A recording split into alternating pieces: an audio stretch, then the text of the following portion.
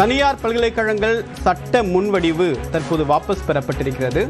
பல்வேறு அமைப்பினருடைய எதிர்ப்பை தொடர்ந்து இந்த சட்ட முன்வடிவு வாபஸ் பெறப்பட்டதாக அறிய முடிகிறது. இது தொடர்பாக பேரவையில் உயர்கல்வித்துறை அமைச்சர் கோவை செழியன் பேசியதை பார்க்கலாம். மாண்புமிகு பேரவைத் தலைவர் அவர்களே, 17/10/2025 நாளன்று பேரவையில் நிறைவேற்றப்பட்ட 2025 ஆண்டு தமிழ்நாடு தனியார் பல்கலைக்கழகங்கள் சட்ட முன்வடிவு பேரவை சட்ட முன்வடிவு எண் 28/2025 திரும்ப பெற அனுமதி வேண்டும் என கோருகிறேன். விரிவான தகவலுடன் ஈரானுடைய சிறப்பு செய்தியாளர் அபினேஷ் விவரம் என்ன?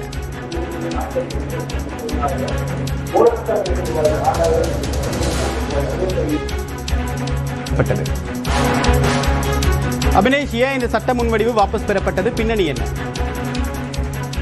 தேவப்பிரியன், கடந்த ஆண்டு 2025 ஆண்டு அக்டோபர் மாதம் தமிழ்நாடு சட்டப்பேரவையில் தமிழ்நாடு தனியார் பல்கலைக்கழக சட்ட திருத்த முன்வடிவு என்பது தாக்கல் செய்யப்பட்டது.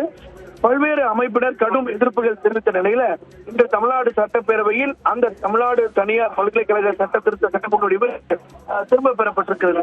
குறிப்பாக இந்த சட்ட முன்வடிவை பொறுத்தவரை புதிய தனியார் பல்கலைக்கழகங்கள் தமிழ்நாட்டில் அமைவதையும் விதிமுறைகளின்படி தகுதியுள்ள தனியார் கல்லூரிகள் பல்கலைக்கழகங்களாக மாற்றம் பெறுவதையும் ஊக்குவிக்கும் வகையில் தமிழ்நாடு சட்டப்பேரவையில் கடந்த ஆண்டு அக்டோபர் மாதம் தனியார் பல்கலைக்கழகங்கள் சட்ட முடிவில் திருத்தம் கொண்டுவரப்பட்டு நிறைவேற்றப்பட்டது.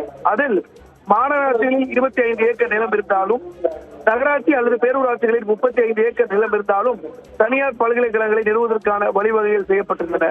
இந்த சட்ட முன்வடிவுக்கு பேராசிரியர்கள் தொடங்கி அரசியல் கட்சி தலைவர்கள் வரை கடும் எதிர்ப்பை பதிவு செய்திருந்தனர்.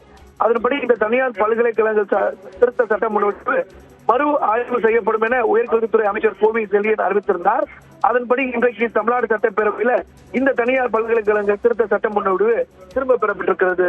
தேவப்பிரியன், விரிவான தகவலுக்கு நன்றி அபினேஷ்.